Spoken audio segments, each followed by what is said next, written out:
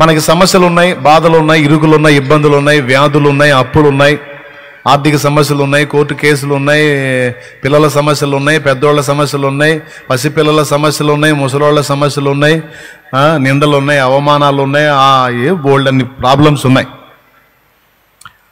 ఇవన్నీ ఎన్నున్నా వీటన్నిటికీ పైన యేసయ్య ఉన్నాడు.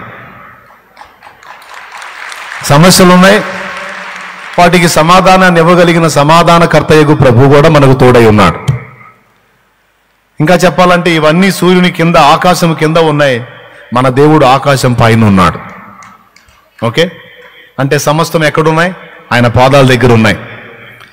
కాబట్టి మనం ఆయనను విశ్వసించినందున నిజంగా మనం ఆయన్ని విశ్వసించినట్లయితే, నిజంగా మనం మనోనేత్రాలు వెలిగించబడిన వారమైతే, మనం ఎదుర్కొంటున్నటువంటి ప్రతికూలతలకు మనం కంగారు పడాల్సిన అవసరం లేదు. మనం ఎప్పుడైతే ఆయన దగ్గరకు వచ్చామో, ఎప్పుడైతే ఆయన యందు విశ్వాసం ఉంచామో, ఎప్పుడైతే ప్రభువా ఇక నీవే నా దేవుడవు, ఇక నా జీవిత యాత్ర అంతా కూడా నీతోనే ప్రభువా అని మనం పలికామో, అప్పుడే మనల్ని ఆయన తన చేతుల్లోకి తీసుకున్నాడు. అసలు అంతకు ముందే మన మీద దృష్టి ఉంచాడు. ఎప్పుడైతే మన జీవితాన్ని మనం ఆయన చేతికి అప్పగించామో, రూతు జీవితాన్ని చేతబట్టినట్టు మన జీవితాన్ని దేవుడు చేతబట్టాడు. నయోమి పెద్ద కోడలు, చిన్న కోడలు, ఇద్దరు కోడలను పిలిచి, ఓర్పా రూతు ఇద్దరిని పిలిచి, నా భర్త చనిపోయాడు, నా ఇద్దరు కొడుకులు చనిపోయారు, ముగ్గురం విధవరాండ్రం అయిపోయాం, మీరు మీ పుట్టిళ్ళకి వెళ్ళండమ్మా కోడల్లారా, మరి మీరు చిన్న వయసు కలిగిన వాళ్ళు, మీ తల్లిదండ్రి మీ యందు కనికరపడి మరి మీకు తగిన భాగస్వాములు తీసుకొచ్చి పెళ్ళిళ్ళు చేస్తారు, మరి నా కొడుకులు చనిపోయారు గనక మీరెందుకు ఇలా మీ జీవితాన్ని వ్యర్థపుచ్చుకోవాలి, మీ లైఫ్లో బాగుంటాయి ఎల్లండి పుట్టిళ్ళకని నయోమి పిలిచి వాళ్ళకి చెప్పింది.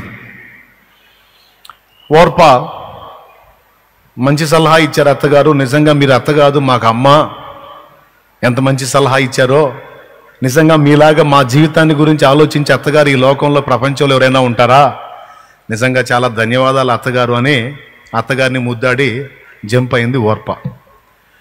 రూతును కూడా ప్రశ్నించింది అత్త, అమ్మా నీ సంగతి ఏమిటి తల్లి, నువ్వు కూడా వెళ్ళమ్మా, నీ సోదర చూడు ఎంత తెలివిగా నిర్ణయం తీసుకుందో, నువ్వు కూడా వెళ్ళు, నీ పుట్టింటికి చేరు, నీకు తగిన భాగస్వామ్యం చూసి వాళ్ళు పెళ్లి చేస్తారు, నీకు మంచి లైఫ్ దొరికిద్ది, నా మాట వినని రూతుతో నయోమి చెప్పింది.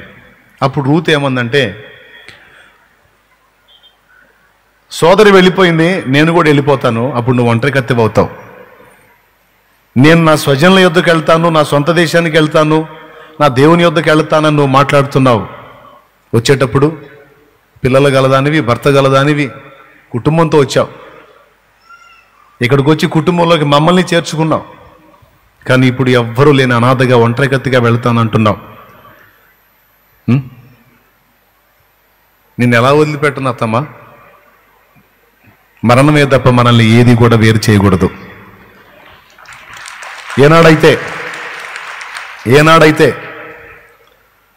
నేను నీ ఇంటి కోడలను అయ్యాను, ఆనాడు నీ ప్రేమని, నీ మంచితనాన్ని, నీ వ్యవహారం అంతటిని నేను కనుగొన్నాను. నీ కొడుకు అంటే నా భర్త బతికున్నంత వరకు నీకు నేను కోడల్ని, ఆయన చనిపోయాడు కాబట్టి ఇక నేను నీ కూతుర్ని, నువ్వు నాకు అమ్మవి, ఏది ఏమైనా నేను నా స్వజనుల దగ్గరికి వెళ్తానంటున్నావు, నీ జనులే నా జనులు, నీ దేశమే నా దేశం, నీ దేవుడే నా దేవుడు అన్నది. నీవు మృతి పొందు చోటనే నేను కూడా మృతి పొందుతాను అన్నది. అంటే తనకి ఒక మంచి లైఫ్ ఉంటుంది అత్తతో పోతే, తనకు ఒక బంగారు భవిష్యత్తు ఉంటుంది అని రూతు చూడలా. రూతు ఒకటే నిర్ణయించుకుంది, నా లైఫ్ ఏమైపోయినా పర్వాలా, ఈ పెద్దావిడ దిక్కులేని అనాథగా ఉండకూడదు, ఇప్పటిదాకా ఆమె పెట్టిన ఆహారం తిన్నాం, ఈరోజు ఆమెని అనాథగా వదిలేయటం న్యాయం కాదు, నీతి కాదు. సరే మనకు లైఫ్ లేకపోయింది పర్వాలేదు, ఆమె పెద్దావిడ కాబట్టి నా ఓపిక ఉన్నంత వరకు, నేను బతికున్నంత వరకు ఆమెని నేను చూసుకోవాలి, ఇక ఆమె నాకు సమస్తం అనుకుంటానని తన అత్తగారైన నయోమి కోసం తన జీవితాన్ని అంకితం చేయాలి అని మానసికంగా స్థిరపడిపోయింది రూతు. తనతో వచ్చుటకు ఆమె మనసు కుదిరినదని నయోమి గ్రహించి ఇంక పుట్టింటికి వెళ్ళమ్మా అని అనలేదు. ఈరోజు ఈ నయోమి చేసినటువంటి ఈ ఆలోచన, చెప్పిన సలహా రూతు తిరస్కరించి అత్తగారిని ఆదుకోవాలన్న తన అద్భుతమైనటువంటి సంకల్పాన్ని ఇద్దరు చూశారు. ఒకటి నయోమి చూసింది, రెండు ప్రభు చూశాడు.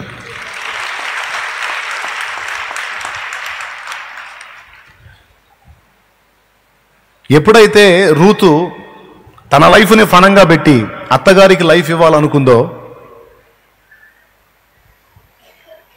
దేవుడు రూతుకు మంచి లైఫ్ని డిజైన్ చేశాడు.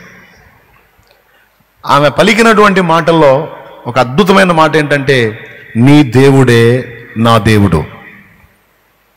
నేను ఇంకో దాని వైపు చూడను. నీవెవరిని సేవిస్తున్నావో నాకు తెలుసు. జీవము గల దేవుడైన యెహోవా, ఆయనే నా దేవుడు కూడా. కాబట్టి మరణమే తప్ప మనల్ని ఇంకేది కూడా వేరుపరచుకుండును గాక అత్తమ్మా అంది. నిజంగా కోడళ్ళు రూతులాగుంటే ఎంత బాగుండు అని నేను అనను. ఎందుకంటే వెంటనే అత్తలు కూడా నయోమిలాగుంటే మేము రూతులానే ఉంటామని మీరు అంటారు, నాకు తెలుసు. కాబట్టి నేను అనను, మీరే అనుకోండి. స్తోత్రం. కోడళ్ళంతా రూతులాగుంటే ఎంత బాగుండని నేను అన్నాను అనుకో, వెంటనే వాళ్ళ డైలాగ్ అదే నెక్స్ట్. అత్తలందరూ నయోమిలాగుండి కోడళ్ళను కూడా కూతుళ్ళలా ప్రేమిస్తే కోడళ్ళు కూడా కూతుళ్ళే అవుతారు. కానీ అత్తలు అలా ఉండరే. మరి ఇది ఇంతే అది అంతే అంటారు. కాబట్టి ఇంకా నేను అదనంగా దాని గురించి మాట్లాడదలుచుకోవాలా.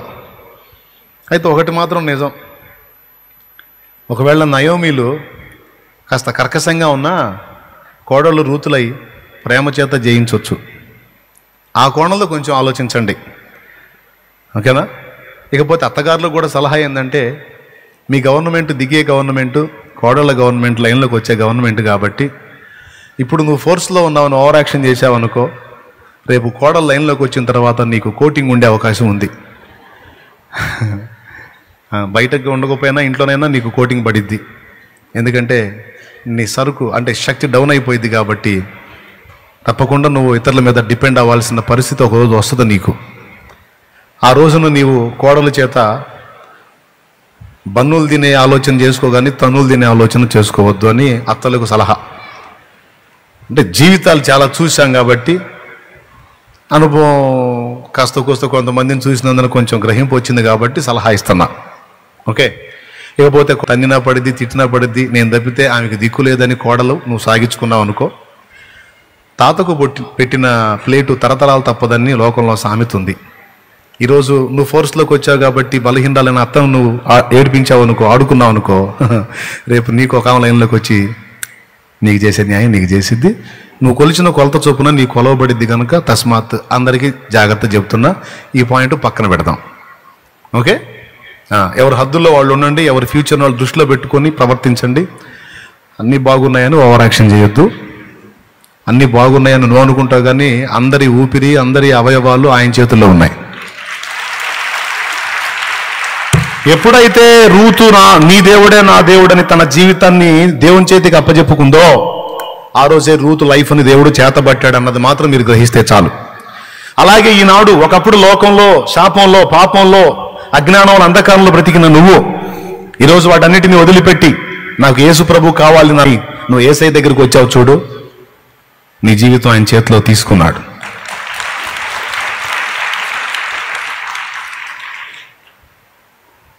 వెంటనే ఒక్క రోజులోనే నువ్వు ఏదో అయిపోతావని నేను చెప్పను, కానీ ఒకటి మాత్రం చెప్పగలను, ఆయన చేతికి నీ జీవితాన్ని అప్పచెప్పావు గనుక నీకు ఒక సుందరమైనటువంటి భవిష్యత్తు పరలోకంలో దేవుడు సిద్ధపరిచాడు. భూమి మీద ఉన్నంత వరకు కూడా నీ బాధ్యత ఆయన చూసుకుంటాడు. శాశ్వతమైన భవిష్యత్తు కావాలా? 3 రోజుల భవిష్యత్తు సరిపోయిద్దా? 3 రోజుల జీవితం సరిపోయిద్దా? లేకపోతే శాశ్వతమైన భవిష్యత్తు కావాలా? శాశ్వతమైన భవిష్యత్తు కావాలన్న చేతులు ఎత్తండి. రైట్, మీ బ్రెయిన్లు బాగా పనిచేస్తున్నాయి. కొంతమంది 3 రోజుల జీవితమే చూసుకుంటారు. ఆ 3 రోజుల జీవితానికి సరిపడా సంపాదించుకొని ఇంకెవరిని లెక్క చేయనంటారు. కానీ మనమైతే శాశ్వతమైన జీవితానికి ప్రణాళిక రచించు. ఒక రాజు తన పరివారంతో రాజ్యంలో తిరుగుతున్నాడంట. రాజుగారు వస్తున్నాడు బజార్లో, కానీ అందరూ వచ్చి పాప సాష్టాంగపడి నమస్కారాలు చేసి, మహారాజా మీరు మా వీధిలోకి వస్తున్నారు, ధన్యులం అని వాళ్ళ ఆనందాలు తెలుపుతూ ఉన్నారు.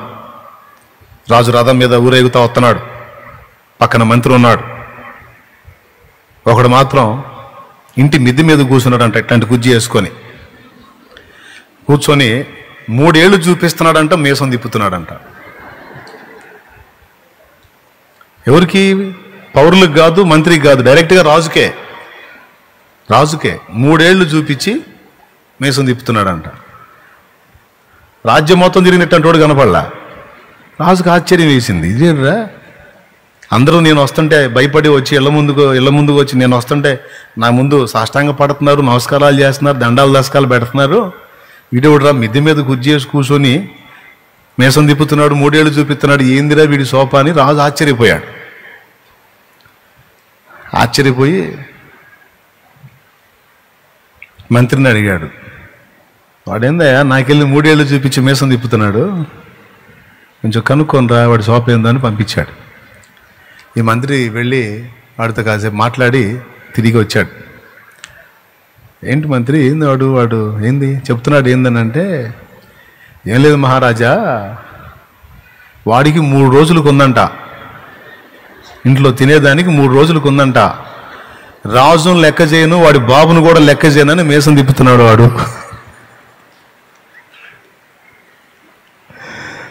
చూసారా? అంటే 3 రోజుల్లో భోగం చూసుకున్నాడు, మీసం తిప్పుతున్నాడు, అయిపోతే. అట్లాగే కొంతమంది మనుషులు ఇక్కడున్న 3 నాళ్ల ముచ్చటం చూసుకొని ఇంత మాత్రం చాలనుకొని భ్రమలో బ్రతకడానికి ఇష్టపడుతున్నారు. 3 రోజుల గురించి ఆలోచించేవాడు అజ్ఞాని, నిత్యత్వం అంతటి గురించి ఆలోచించి అడుగులు వేసి జాగ్రత్తలు పడినవాడు జ్ఞాని. Praise the Lord. కాబట్టి నువ్వు ఎప్పుడైతే యేసు ప్రభు రక్తం నీడకి వచ్చావో, ఆయన రక్తంలో నీ పాప జీవితం కడిగేసుకొని, ప్రభువా ఇదిగో నేను బాప్తిస్మం పొందాను, మారు మనసు పొందాను, ఇక పాత జీవితం వదిలేస్తున్నాను, ఇక నీ బిడ్డగా నా లైఫ్ నీకు అంకితం అని ఏనాడైతే పలికావో, ఏనాడైతే అలా పలకాలని తీర్మానం చేసుకొని నిర్ణయం చేసుకొని ముందుకు వచ్చావో, ఆ రోజున నీ లైఫ్ ఆయన చేతుల్లో తీసుకున్నాడు. నంబర్ 1, నీకు శాశ్వతమైనటువంటి నిత్య జీవాన్ని ప్రకటించాడు.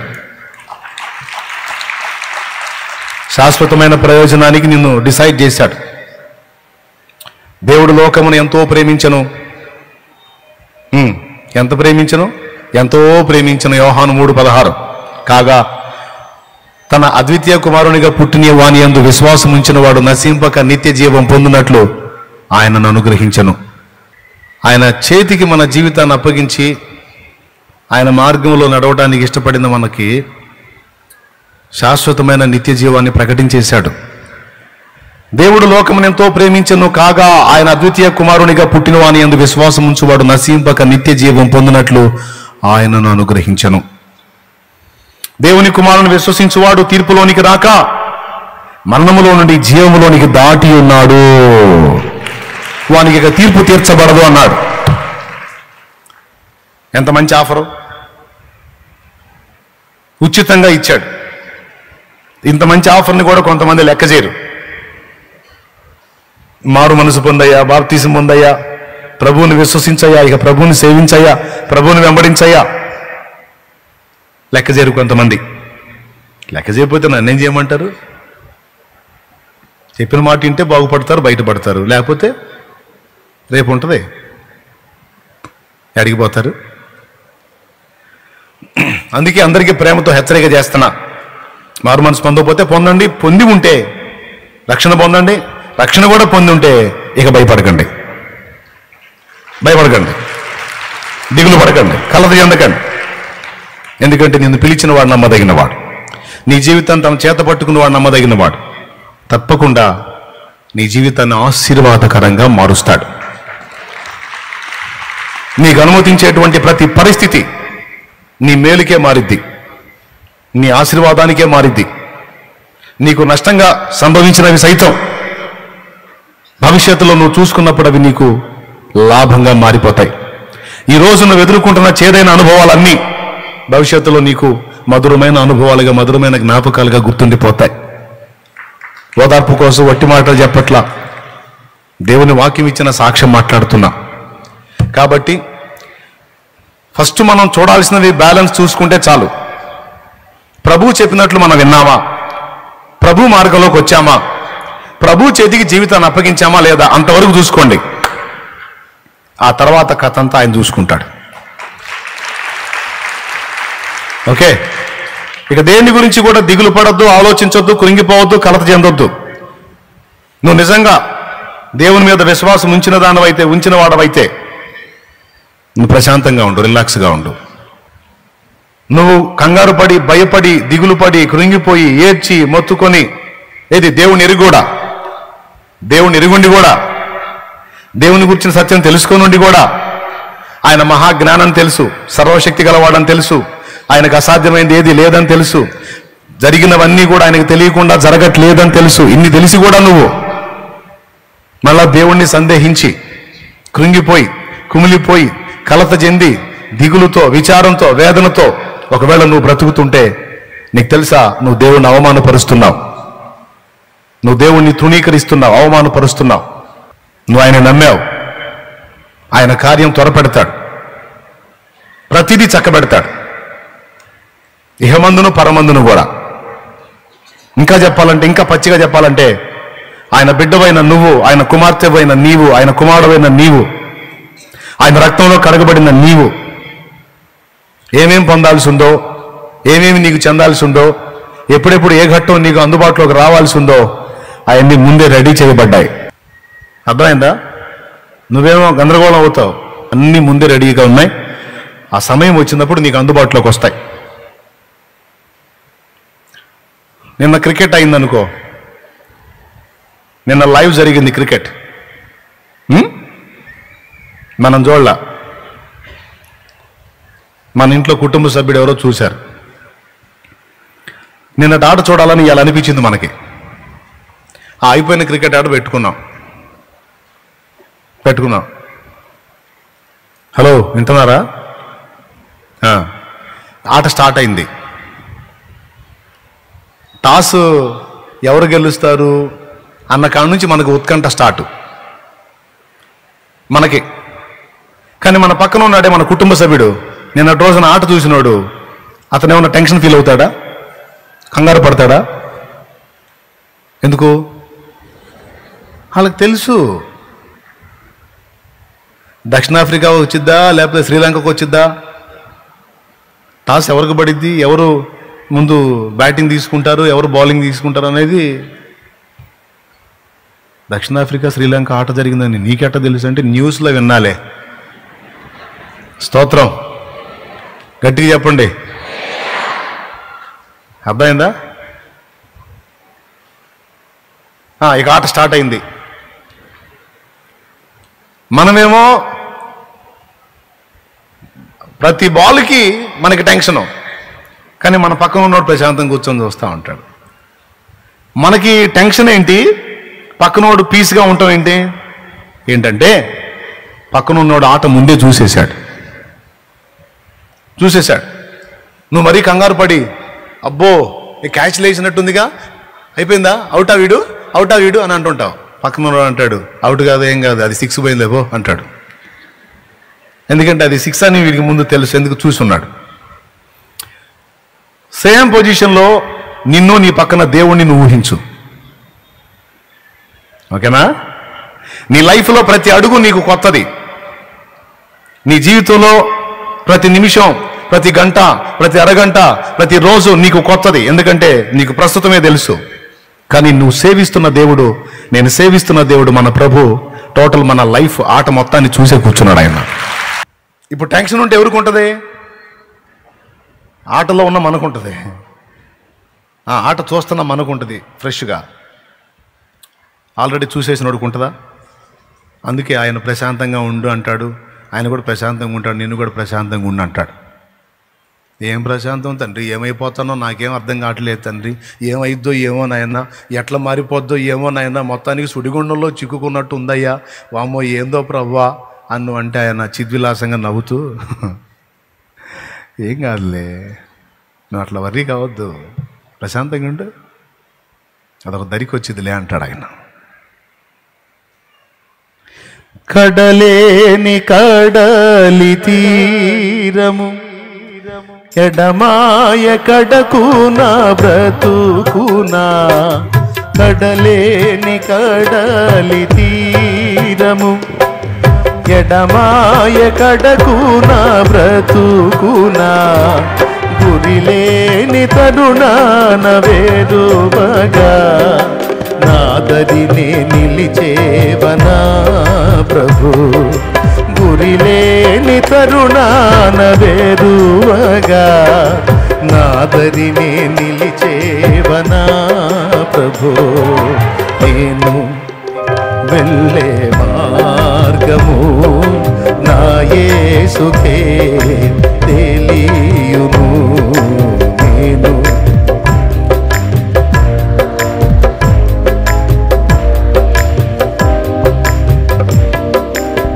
ఎవరికి తెలియనో, నీకు తెలియనా, నీ యేసుకు తెలియనా? ఆట చూసిన వారెవరు? ఈరోజు నువ్వు నీ ఆట చూసుకుంటున్నావు, ఆయన మొన్ననే చూశాడు నీ ఆట, అసలు నువ్వు పుట్టకముందే చూశాడంట. అది విచిత్రం.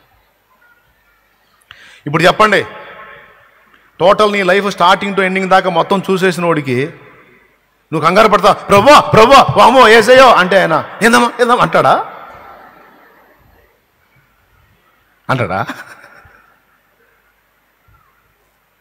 భయపడుకు అంటాడు. క్రైస్తవులు వాడు ఏమంటాడు? భయపడుకు, నేను నీకు తోడై ఉన్నాను.